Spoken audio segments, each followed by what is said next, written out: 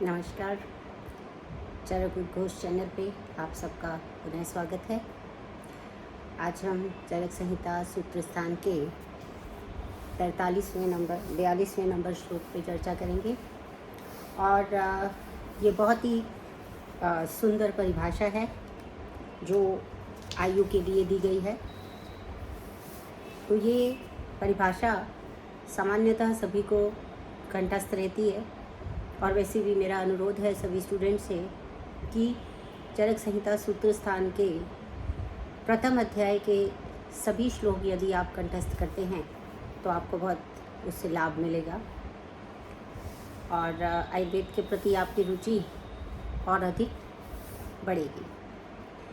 तो यहाँ पर हम जो श्लोक है वो है शरीर इंद्रिये सत्वात्मा संयोगोधारी जीवितम नित्यगश्च अनुबंधश्च पर्यायैरायुरुच्यते। तो यहाँ पर क्या है कि एक संयोग का नाम है, जहाँ पर संयोग किसका किया गया है? शरीर, इंद्रिय और किस का है? सत्व, आत्मा।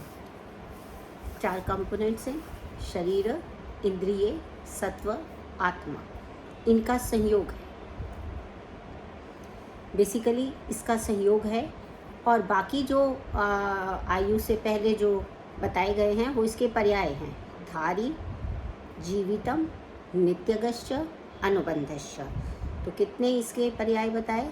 धारी, जीवितम, नित्यग, अनुबंधश्च। 4। ठीक है ना? तो 4 ही इसके कंपोनेंट हैं और 4 ही इसके पर्याय बताए गए हैं। तो सभी का अपना महत्व है। मैं आपको बताती हूँ कि जो शरीर है वो बेसिकली शरीर कौन सा है? जिसमें पंच महाभूत का जो विकार स्वरूप है। ठीक है, पंच महाभूत का जो विकार स्वरूप है। यहाँ विकार का अर्थ क्या होता है कि जैसे जो एक होती है प्रकृति, प्रकृति वो होती है जो उत्पन्न करने वाली होती है। प्रकृति कौन सी है? जो उत्पन्न करने वाली होती है, वो प्रकृति कहलाती है। और जो उत्पन्न होता है वो विकार कहलाता है। तो ये पंच महाभूतों का विकार है, यानी कि पंच महाभूत जो हैं इस आयु की प्रकृति हैं। वहाँ से ये उत्पन्न होती है आयु, पैदा होती है आयु। ठीक है, तो पंच महाभूतों का विकार है। और फिर आत्मा क्या है? आत्मा जो है वो क्या है कि वो उपभोग का स्थान है बेसिकली। क्योंकि जो भोग करता है वो कौन होता है? जो करता है वही तो भोग करेगा ना। और करता क्या है कि पंच महाभूत तो अपने आप में जड़ हैं, वो तो कोई भी कार्य कर ही नहीं सकते हैं। जब तक उस किसी भी प्राणी में, किसी में भी प्राण नहीं होंगे, चेतना नहीं होगी, आत्मा नहीं होगा, तब तक वो कुछ कर नहीं सकता। तो ये जो आत्मा है ये भोग आयतन कहा गया है इसको, क्योंकि ये ही जो अच्छे या बुरे कर्म है उसके भोगों का एक साधन बनता है, उसका भोक्ता बन जाता है। तो वो है। और इंद्रिय जो हैं इंद्रिय जो हैं वो चक्षु आदि हैं। वो हमें पता है 5 इंद्रिय हैं। तो कौन कौन सी हैं? शब्द इंद्रिय है ना, और फिर स्पर्श इंद्रिय, रूपेंद्रिय, रसन इंद्रिय और गंधेंद्रिय। ये सारी जो घ्राण इंद्रिय जिसको हम बोलते हैं। तो इस तरह से ये 5 इंद्रियां हैं।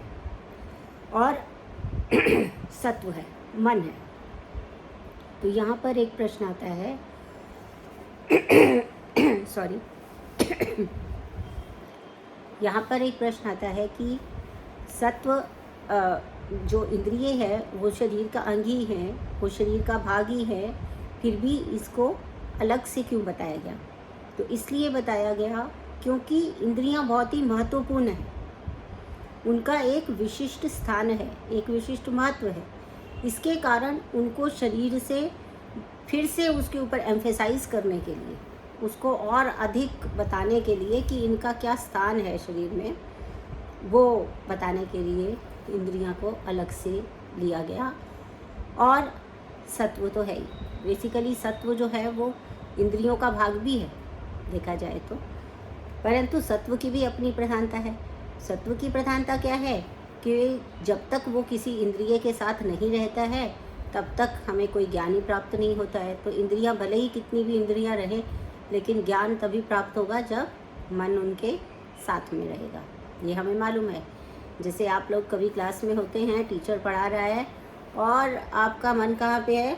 आपका मन है मार्केट में, आपका मन है घर में, आपका मन है किसी दोस्त के बारे में सोचने में। तो क्या होता है कि वो जो टीचर बोल रही है ना तो वो सुनाई देता है ना वो समझ में आता है। कारण क्या है कि जब तक मन किसी इंद्रिय के साथ में नहीं रहता है तब तक कोई भी कार्य जो ज्ञान इंद्रिय है उनसे नहीं हो पाता है, कोई भी ज्ञान हम प्राप्त नहीं कर पाते हैं। तो मन जो है वो एक तो मन का कार्य यही है, हम आगे और स्पष्टता से समझेंगे। लेकिन दूसरा मन का कार्य ये भी है कि वो उसके अपने भी कुछ विषय हैं। ऐसा नहीं है कि वो सिर्फ उतना ही काम है उसका कि वो इंद्रियों के साथ चला जाएगा और फिर इंद्रियां अपने अपने विषय को ग्रहण कर लेंगे। उसका कार्य सिर्फ इतना ही नहीं है, उसका कार्य इससे बियॉन्ड भी है, इसके बाहर जाके भी है। उसका जाने का बाहर जाके क्या क्या काम करता है, वो कितनी प्रकार के चिंतन करता है, जो हमें थिंकिंग प्रोसेस है ना। बहुत सारी हम एक एक चीज़ के ऊपर कितना ज़्यादा सोचने लगते हैं और फिर वो सोचते सोचते पता नहीं कहाँ निकल जाते हैं। तो ये सारे काम जो है चिंतन का करना, विचार का करना, ये सारे कार्य जो मन के हैं वो हम आगे आने वाले अध्यायों में पढ़ेंगे।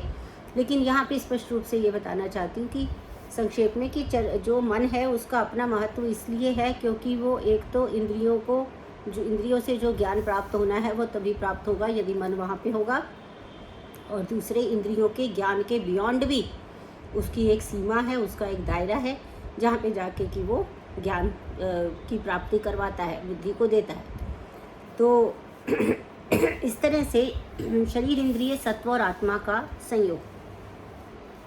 यहाँ पर ये भी बताना चाहूँगी कि आगे चल के जो अर्थदश महामूल्य अध्याय आता है वहाँ पे क्या आयु की एक अन्य परिभाषा दी गई है। तो वहाँ पे अन्य परिभाषा क्या दी गई है? चेतनानुवृत्ति आयु। अब प्रश्न ये उठता है कि वहाँ पर अलग से परिभाषा क्यों दी गई है और इस परिभाषा और उस परिभाषा के बीच में क्या अंतर है, क्यों दो अलग अलग प्रकार से आयु को बताया गया। तो यहाँ पर जो आयु का संयोग बताया गया है, क्योंकि यहाँ पे क्या है, शरीर, इंद्रिय, सत्व, आत्मा संयोग। यहाँ जो संयोग बताया गया है, ये संयोग कैसे होता है? ये परमार्थ से होता है। परमार्थ यानी कि यहाँ पर ये इसको चक्रपाणी ने जो एक शब्द दिया है वो कहा है अदृष्ट यंत्रितो योगः। अदृष्ट यंत्रितो योगः। अदृष्ट यंत्रितो योगः का मतलब ये होता है कि इसको हमें, एक तो चीज़ होती है दृष्ट, यानी कि जो हमें सामने सामने प्रत्यक्ष आंखों से दिखाई दे रही है, एक वो दृष्ट होती है ना। और एक होता है अदृष्ट, जिसका कि कोई कारण हमको पता नहीं होता है, हमें मालूम ही नहीं है कैसे हो गया, कहाँ हो गया, कब हो गया, हमें पता नहीं चलता है ना। तो वो है अदृष्ट। यंत्रितो यानी कि नियंत्रित किया जाने वाला, ठीक है ना। यंत्रितो यानी नियंत्रित से लिया गया है, यंत्रितो।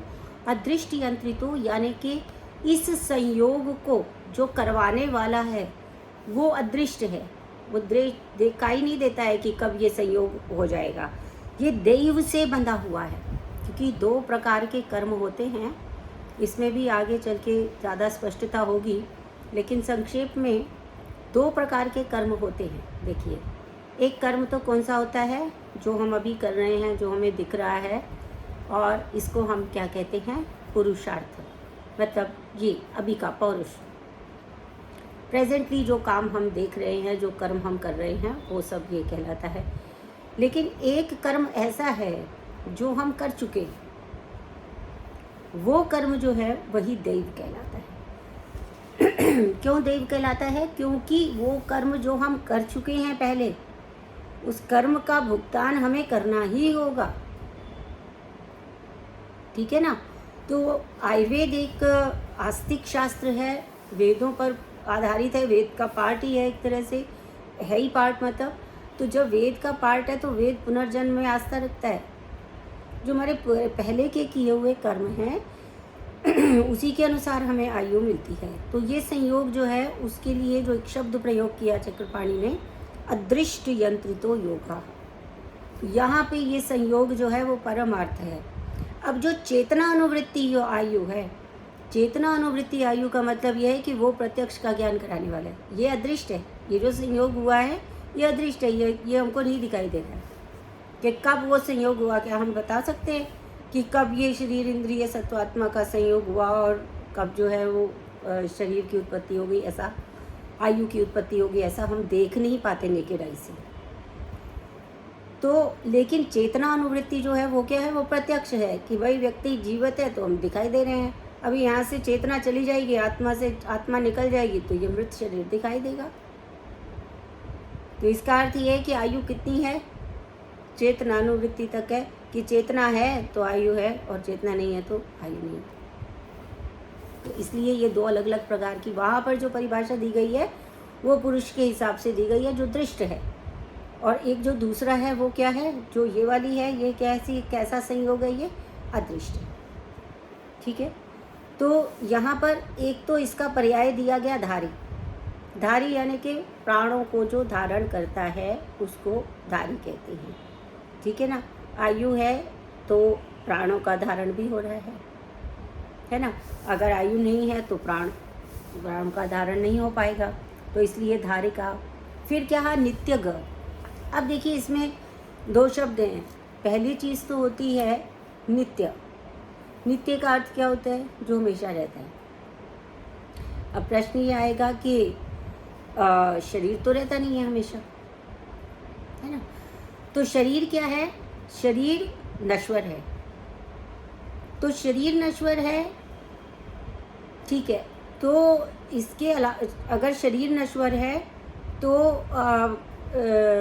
उसका नाश होना है, लेकिन ये जो संतान की तरह ये जो प्रवाह है, यानी एक शरीर नश्वर हो सकता है, लेकिन एक शरीर के नश्वर होने से ये पूरे का पूरा जो प्रवाह है शरीर इंद्रिय सत्वात्मा का संयोग, ये तो समाप्त नहीं होता है ना। लेकिन क्योंकि ये नश्वर है तो इसमें क्या होता है कि ये एक एक करके जो है वो मतलब जाता रहता है। ग का मतलब होता है गमन, क्योंकि ये जो आयु है ये क्षीण होती रहेगी इस संयोग में।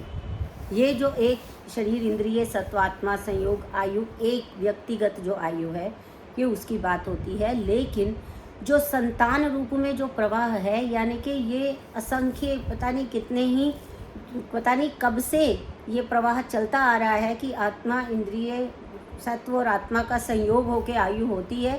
तो ये संयोग पता नहीं कब से चलता आ रहा है, वो अदृष्ट भी है, और उसका जो वो कहाँ से प्रारंभ हुआ वो जो है वो हमें ज्ञात भी नहीं है। तो इसलिए यहाँ पर जो है वो नित्य ग शब्द आया। इसमें अगला जो इसका पर्याय दिया गया वो क्या दिया गया, वो दिया गया कि अगला पर्याय है अनुबंध। अनुबंध का अर्थ होता है कि जो शरीर इंद्रिय सत्वात्म संयोगों का अपर संबंध है, यानी परस्पर अनुबंध को जोड़कर बांध कर रखता है। इसका क्या मतलब हुआ, देखिए अनु का अर्थ होता है पश्चात और बंधन का अर्थ होता है बांधने वाला। तो अनुबंध, इसमें क्या बात है कि जैसे एक व्यक्ति जब पैदा होते हैं, जब कोई बच्चा पैदा होता है तो उसका एक नाम होता है, सपोज उसका जो भी नाम होता है, तो हम वो बच्चा जब थोड़ा सा बड़ा होता है तब भी उसका वही नाम होता है, हमें पता चलता है हाँ ये वही वाला बच्चा है। फिर उसके बाद हम जब यंग हो जाते हैं तब भी हमारी पहचान वही रहती है, क्योंकि वो क्या है, अपर संबंध होता जा रहा है। ऐसा नहीं है कि ये पहले वाला जो बच्चा था वो कोई और दिखाई देगा हमें, जब यंग होगा कोई और दिखाई देगा, फिर उसे अपनी पहचान बतानी पड़ेगी, नहीं। उसकी ये पहचान जन्म से लेकर मृत्यु तक बनती चली वही रहती है। वो उसी तरह से पहचाना जाता है। इसी को अनुबंध कहते हैं, क्योंकि इसका अपर अपर संयोग होता है, यानी कि जो आगे आगे आने वाला शरीर है उसका पहले वाले शरीर के साथ में एक संबंध रहता है, जिससे कि वो हमें पता चलता रहता है कि यही बच्चा जो है वो कौमारावस्था को प्राप्त हुआ, यही युवावस्था को प्राप्त हुआ और यही वृद्धावस्था को प्राप्त हुआ और इसी की मृत्यु हुई लास्ट, है ना। तो ये हमको पता रहना चाहिए। तो ये जो अर्थ लिया, ये क्या है, ये अनुबंध है, ठीक है। तो आयु रूप संयोग अभाव, संयोग अभाव क्या है, आयु रूप संयोग का, ये संयोग का अभाव हो सकता है, ठीक है। तो यहाँ पर इस तरीके से ये जो सारे पर्याय हैं, पर्याय का मतलब होता है कि जो उसी अर्थ को बताने वाला होता है। एक अर्थ का अभिधान करने वाले कई शब्द जो होते हैं वो पर्याय कहलाते हैं, ठीक है ना। एक ही अर्थ को बताने वाले कई अर्थ जो होते हैं वो पर्याय कहलाते हैं। तो इस तरह से ये आयु की परिभाषा यहाँ पर दी गई और उसके पर्यायों का हमने यहाँ पर वर्णन को पढ़ा। अब अगला श्लोक आता है 43वां नंबर श्लोक। इसमें क्या कहा गया, तस्य आयुषा पुण्यतमो वेदो वेदविदां मतः वक्ष्यते यन् मनुष्याणां लोकयोर उभयोर हितम, ठीक है। तो यहाँ पर क्या हो रहा है, ये जो यहाँ पे क्या हम देख रहे हैं कि पुण्यतम आयुर्वेद, देखिए एक होता है पुण्य और एक होता है पुण्यतम। जितने भी वेद हैं हमारे, वो सारे वेद क्या होते हैं, वेद विदाम। वेद विदाम कौन है, जो वेदों को जानने वाले हैं वो हैं वेद विदाम। लेकिन जो ऋग्वेद आदि जो बाकी जो 4 वेद हैं, ऋग्वेद, यजुर्वेद, सामवेद, अथर्ववेद, ये जो चारों वेद हैं, ये वेद कैसे थे, ये पुण्य थे, क्योंकि ये परलोक के विषय में बताते हैं, ठीक है। लेकिन ये पुण्य हैं, पुण्य स्वरूप वाले हैं। लेकिन आयुर्वेद पुण्यतम है, क्यों, क्योंकि लोकयोर उभयोर हितम, ये दोनों लोकों में हितकारी है। मनुष्य का जो इहलोक है, ये जो प्रेजेंट है, और जो इसके बाद वाला लोक होगा, परलोक होगा, उसमें भी इन दोनों लोकों के लिए जो हितकारक आयु और आरोग्य का साधन बनेगा वो आयुर्वेद होता है, ठीक है ना। तो आयुर्वेद को अमृतों में श्रेष्ठ कहा गया है और जीवन को सबसे बड़ा दान, है ना, जीवन प्रदान करने को सबसे बड़ा दान कहा गया है। और जो आयुर्वेद है वो क्या करता है, जीवन दान भी देता है और साथ ही साथ परलोक के लिए भी वो हितकर है। इसीलिए जो वेदज्ञ हैं, जो वेदों को जानने वाले हैं, वो क्या है, उनके द्वारा भी ये पूजित होता है। क्योंकि जो ये कहते हैं कि ऐसा पढ़ते हैं, यानी ये जो लोग बोलते हैं ना, वक्ष्यते यन मनुष्याणाम, देखा जाता है जो मनुष्यों में, क्या देखा जाता है कि ये जो आयुर्वेद है इसका पुरुषार्थ चतुष्टय के कारणीभूत जीवन को देने वाला है। पुरुषार्थ चतुष्टय हमें मालूम है, धर्म, अर्थ, काम और मोक्ष जो है वो पुरुषार्थ कहलाते हैं। और पुरुषार्थ चतुष्टय के लिए धर्मार्थ काम मोक्षाणाम आरोग्य मूलम उत्तमम, ये हम पढ़ चुके हैं। और आरोग्य प्रदान करने वालों में आयुर्वेद श्रेष्ठ है ना। तो इसलिए जब पुरुषार्थ चतुष्टय के लिए वो श्रेष्ठ है तो मोक्ष तक वो लेकर जाता है हमको, धर्मार्थ काम मोक्ष तक लेके जाता है और परलोक की भी वो चिंता कर लेता है। इसीलिए सभी वेद, जो वेदज्ञ हैं, जो वेदों को जानने वाले हैं, उनकी दृष्टि में आयुर्वेद जो है वो पुण्यतम बताया गया है, ठीक है। तो आगे बढ़ते हैं। आगे जो श्लोक है वो है 44वां नंबर। ये बहुत ही महत्वपूर्ण है, सभी श्लोक महत्वपूर्ण है, लेकिन ये जो है ये विषय सबसे अधिक महत्वपूर्ण इसलिए है सामान्य और विशेष का, क्योंकि ये विषय जो है वो आधार है आयुर्वेद का। कैसे? क्योंकि आयुर्वेद का जो प्रमुख लक्ष्य है वो क्या है कि जो क्षीण है उसकी वृद्धि करना है, जो वृद्ध है उसको नीचे लाना है, उसको क्षीण करना है ना, यानी कि जो कम हो गया है उसको बढ़ाना है, जो बढ़ गया है उसको कम करना है, ताकि किसी भी अवस्था में क्या हो, एक साम्य अवस्था प्राप्त हो जाए, समावस्था में आ जाए। दोष यदि अपनी समावस्था में रहते हैं तो वो आरोग्य का कारण होते हैं, और अगर जैसे ही वो विषमावस्था में आते हैं वो जो हैं वो रोग का कारण बन जाते हैं। तो इसलिए सबसे महत्वपूर्ण है इस विषय को समझना।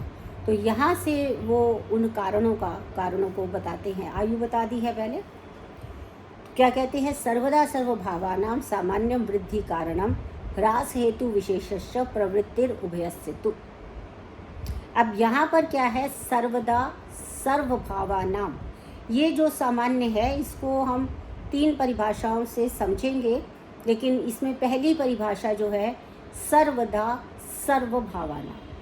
अब इसमें जो शब्द आया है सर्वदा, सर्वदा यानी कि हमेशा, सर्वदा कभी भी, सर्वदा हमेशा, सब जगह पर, सर्वभावानां सभी भावों से, सामान्य वृद्धि कारणम जो वृद्धि में कारण होता है वो सामान्य कहलाता है। सर्वदा प्रत्येक काल में हमेशा जो वृद्धि में कारण होता है वो सामान्य कहलाता है। ठीक है, यहाँ पर विशेष रूप से आपको बता रही हूँ, सामान्य वृद्धि का कारण नहीं है। फिर से ध्यान से सुनिए, सामान्य वृद्धि का कारण नहीं है, बल्कि जो वृद्धि में कारण होता है वो सामान्य होता है। ठीक है, और दूसरी जो पंक्ति इस श्लोक की है उसमें आता है ह्रास हेतु विशेषस्य, और ये जो सर्वदा सर्वभावानां है इसको इसके साथ भी पढ़ा जाना चाहिए। ये श्लोक को पढ़ने का, समझने का एक तरीका है, एक मेथड है। तो क्या है, सर्वदा सर्वभावानां दोनों के साथ में जुड़ा हुआ रहेगा। सर्वदा सर्वभावानां सामान्य वृद्धि कारणम सर्वदा सर्वभावानां ह्रास हेतु विशेषस्य, सभी भावों में हमेशा जो ह्रास में कारण होता है, जो कम करने में कारण होता है वो विशेष होता है। यहाँ पर भी हमें इस बात को जो है वो समझ लेना चाहिए, बिल्कुल क्लैरिटी से समझ लेना चाहिए। इसमें कोई संदेह नहीं होना चाहिए कि जो ह्रास में कारण होगा वो विशेष है, ना कि जो विशेष है वो ह्रास का कारण।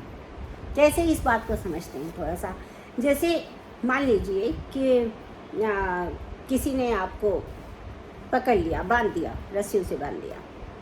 ठीक है, एक दूसरा व्यक्ति आपका दोस्त है, आपके साथ जा रहा है, आपके साथ चल रहा है, वो कैसा है आपके लिए, सामान्य है, वो आपका भला करना चाहता है ना। लेकिन अब जिसने आपको बांधा उसी ने उसको भी बांध दिया, तो अब वो कितना ही भला करना चाहे वो भला कर सकता है क्या? नहीं कर सकता, क्योंकि उसको भी बांधा हुआ है। तो एक बंधा हुआ व्यक्ति दूसरे बंधा हुए व्यक्ति की हेल्प नहीं कर सकता। तो नेट रिजल्ट क्या होगा? नेट रिजल्ट क्या होगा कि आप जिस कठिनाई में, जिस मुसीबत में पड़े हुए हैं, वो मुसीबत से आपको कोई भी उसमें कोई सहायता आपको नहीं मिली, और आपको अपना स्ट्रगल खुद ही करना पड़ रहा है।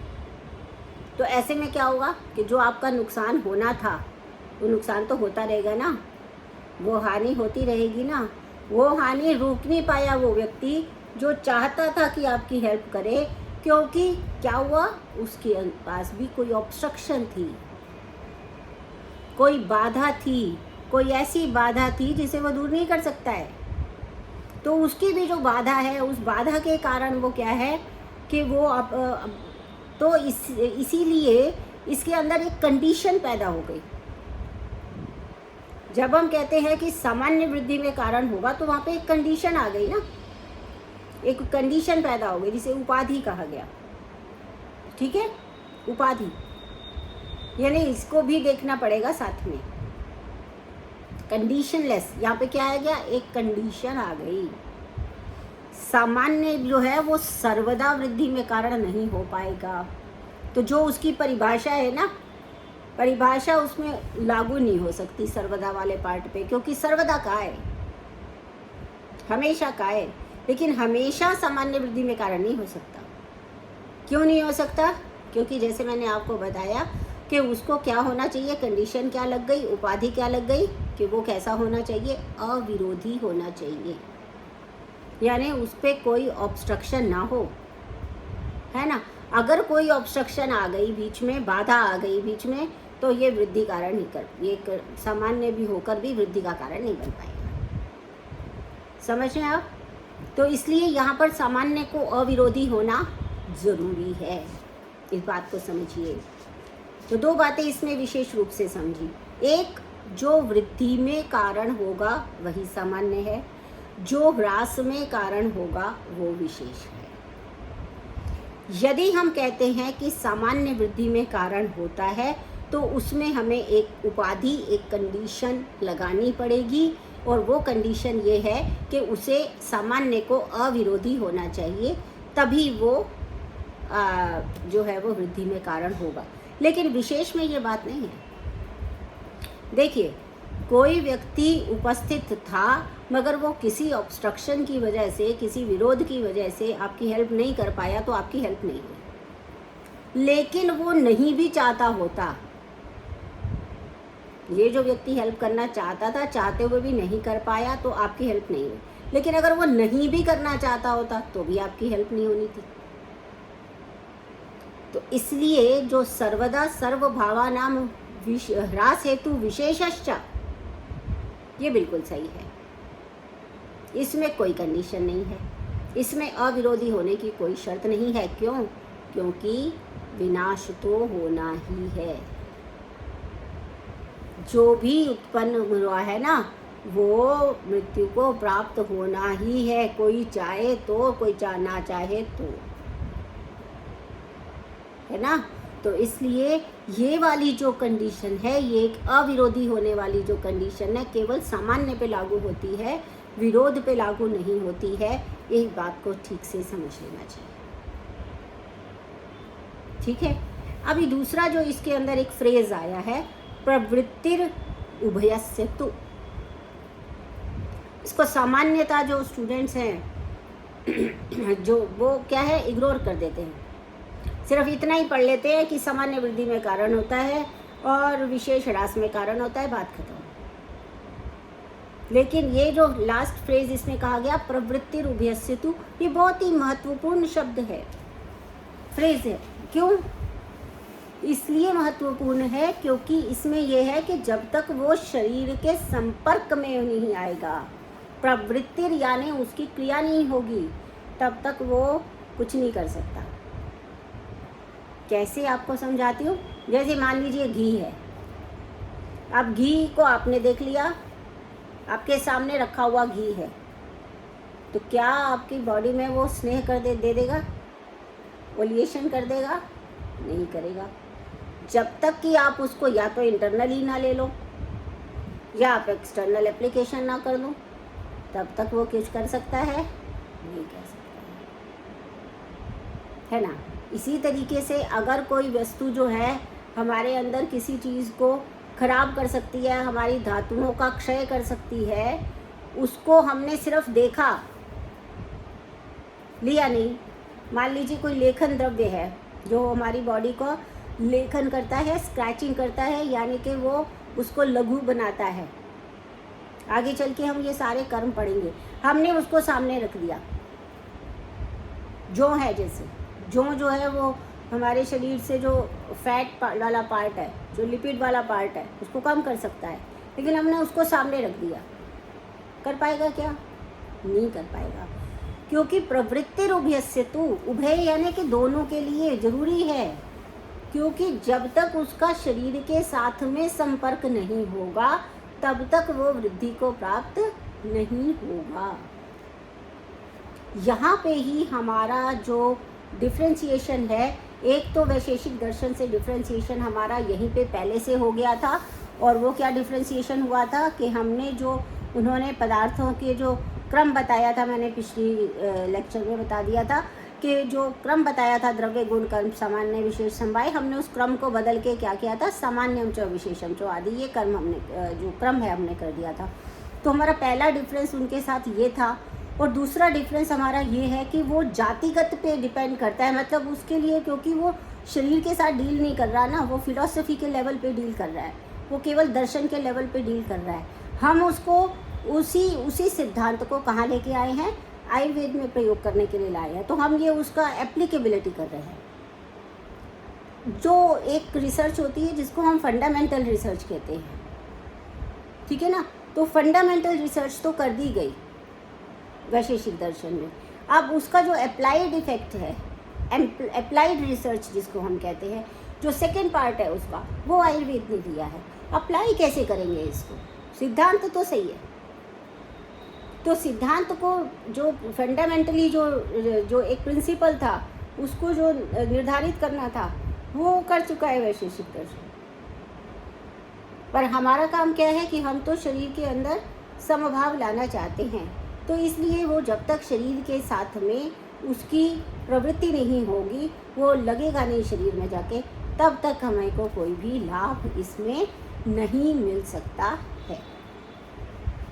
तो आप समझ गए। तो इसमें ये दो बातें बताना। अब तीसरा जो महत्वपूर्ण बात इसी श्लोक में बताना चाहती हूँ, क्योंकि यहाँ पर क्या हुआ है, सर्वदा सर्वभाव। अब कोई भी वस्तु जो है, आप इस बात को समझिए कि कोई भी वस्तु जो होती है सभी भावों में, हमेशा सभी भावों में, यहाँ भाव का अर्थ क्या है, यहाँ भाव का अर्थ है उसके गुण, सर्वात्मना, कंप्लीटली,